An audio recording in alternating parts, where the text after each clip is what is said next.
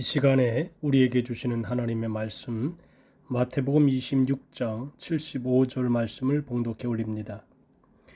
이에 베드로가 예수의 말씀에 딱 울기 전에 내가 3번 나를 부인하리라 하심이 생각나서 밖에 나가서 심히 통곡하니라. 아멘. 이 시간에 읽어드린 본문 말씀을 중심으로 달개 울음소리라고 하는 제목으로 말씀을 전해드리겠습니다.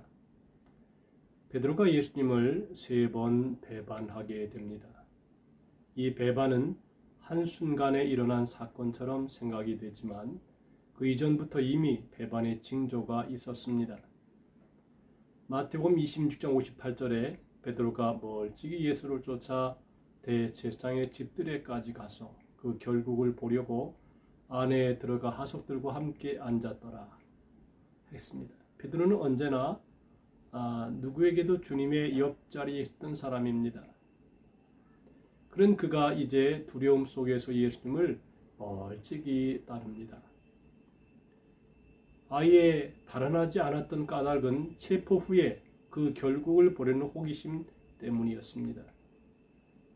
예수님은 베드로의 신앙 고백 직후부터 대제사장들과 서기관들에게 넘겨져서 사형 판결을 받고 이방인들에게 다시 넘겨져 능력과 채찍질을 당한 후에 십자가에 못 박히실 것과 제3일에 다시 살아나실 것을 반복하여 계시하셨습니다. 베드로가 그 말씀을 받아들였다면 주님의 체포 이후에 어떤 결국이 되리라는 것은 분명했습니다. 그러나 베드로는 주님의 말씀을 도무지 기억조차 하지 못했습니다. 그대로 돌아가시지 않으시리라는 예수님에 대한 인간적인 기대와 소망을 끝내 포기할 수 없었습니다. 멀찍이 주님을 따랐다는 것은 주님을 향한 그의 사랑이 아직 완전히 식지는 않았음을 보여줍니다. 아예 달아나서 코빼기도 보이지 않는 다른 제자들보다는 한결 나은 점이 있습니다. 하지만 그의 뜨거운 열정과 계시된 말씀에 근거한 냉철한 상황 판단은 멀찍이 사라지고 있었습니다. 그는 온천수 같은 뜨거움도 냉수 같은 시원함도 없는 뜨끈비끈한 사람이 되었습니다. 성경은 이처럼 어정쩡한 신앙에 대하여 경고하고 있습니다. 요한계시록 3장 16절에는 내가 이같이 미지근하여 더웁지도 아니하고 차지도 아니하니 내 입에서 너를 토하여 내치리라 그랬습니다. 또 예수께서는 나와 함께 아니하는 자는 나를 반대하는 자요 나와 함께 모으지 아니하는 자는 해치는 자니라고 했습니다. 또 이러므로 사람이 선을 행할 줄 알고도 행치 아니하면 죄인이라고 말씀했습니다. 반면에 성경은 성도들이 어떤 일을 할지라도 하나님의 영광을 위해 하려는 자세를 가지도록 독려하고 계십니다. 그런즉 너희가 먹든지 마시든지 무엇을 하든지 다 하나님의 영광을 위하여 하라. 이 모든 일에 전심전력하여 너희의 진보를 모든 사람에게 나타나게 하라고 했습니다. 적극적으로 주님을 따르지 않는 사람은 이미 죄에 빠져하는 가능성이 있는 사람입니다. 만약 하나님의 영광을 위하려는 뜨거운 열망이 사라져 있다면 혹은 말씀에 비추어 상황을 냉철하게 분별하지 못하고 있다면 우리는 주님을 멀찍이 따르고 있는 것은 아닌지 스스로 점검해 볼 필요가 있다는 것입니다. 주님께 멀리 있을수록 그만큼 죄에는 가까우기가 쉽습니다. 주님과 함께 당당히 고난을 받을 준비가 되어 있지 않다면 고난 앞에서 그분을 부인하기 쉬운 상태로 볼 수 있다는 것입니다.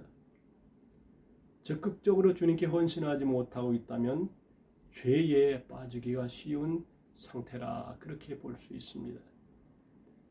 예수님에 대한 재판이 진행되는 동안 베드로는 슬며시 바깥뜰에 앉았습니다.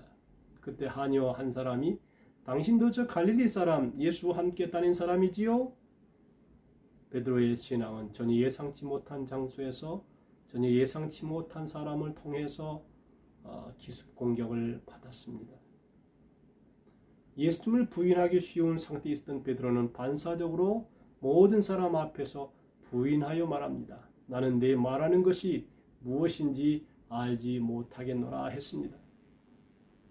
예수님을 부인할 수 있다는 가능성이 구체적인 사건으로 나타나는 것입니다.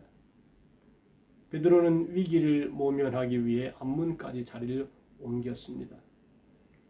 그러나 신앙에 대한 공격은 멈추지 않았습니다. 또 하녀가 말합니다. 이 사람은 나사렛 예수와 함께 있었도다. 매우 다급해진 베드로는 맹세하고 또 부인하여 말했습니다. 내가 그 사람을 알지 못하노라.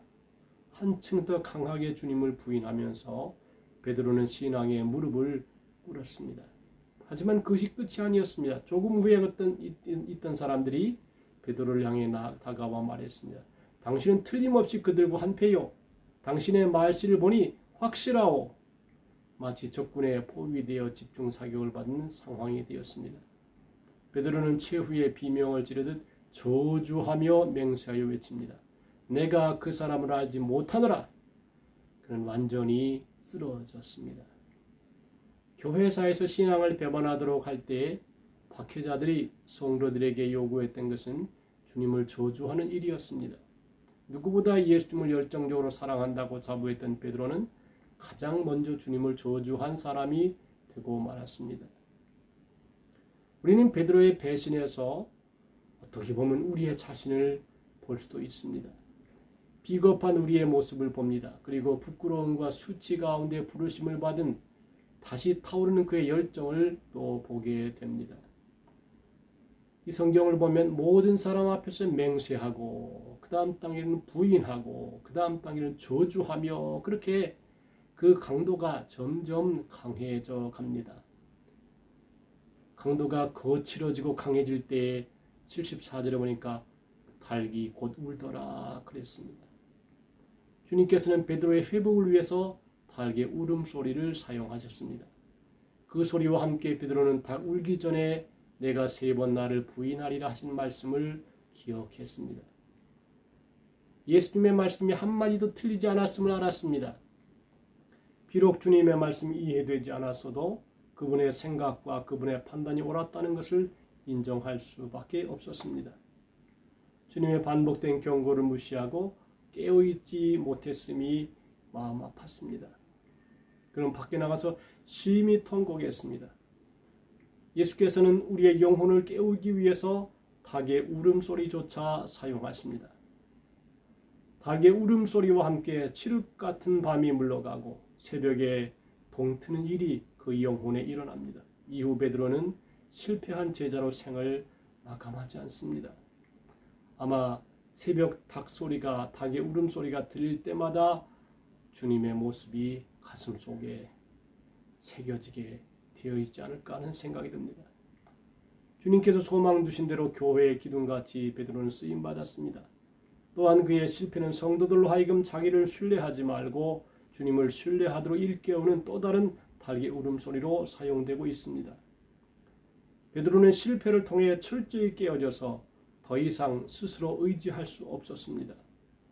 십자가의 은혜 때문에 통곡하고 십자가의 은혜를 잊고 살았던 것을 생각하면서 우리의 자신도 한번 스스로를 돌아봐야 될 것입니다. 십자가의 은혜가 없이는 우리의 생명과 구원과 사역이 불가능합니다. 통곡함으로 십자가의 은혜를 회복하는 교회와 성도가 되어야 하겠습니다. 죄를 깨닫는 일도 닭의 울음소리에 의해서 수동적으로 깨달았습니다. 베드로는 전적으로 하나님의 은혜에 의존해야 했습니다. 성도의 신앙은 언제든지 어느 곳에서든지 공격의 대상이 될 수 있습니다. 평상시의 말씀과 기도로 무장되지 않았다면 우는 사자같이 삼킬 자를 찾아 돌아다니는 사탄에게 여지없이 무너지고 말 것입니다.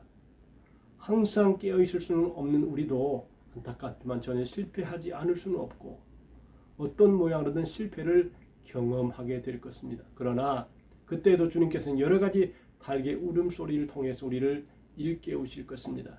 그러한 계기가 주어질 때 베드로처럼 말씀을 기억하고 그분의 은혜에 전적으로 의존하여 마지막까지 우리 모두가 승리할 수 있게 되기를 바랍니다. 실수도 할 수 있고 실패도 할 수 있습니다. 그러나 그 다음에 그의 마음의 자세가 더욱 중요합니다. 베드로는 이 회개의 기회, 닭의 울음소리를 듣고 회개하고 새롭게 도약하는 그리하여 마침내 순교의 제물이 되는 그런 아름다운 신앙인의 최후를 맞이했습니다. 오늘 우리들도 마지막까지 과거에 어떻든 간에 실수를 했든지 간에 실패를 했든지 간에 중요한 것은 현재가 중요한 것이고 미래가 중요합니다. 우리 모두가 미래의 승리자로 설 수 있기를 주님의 이름으로 축복합니다.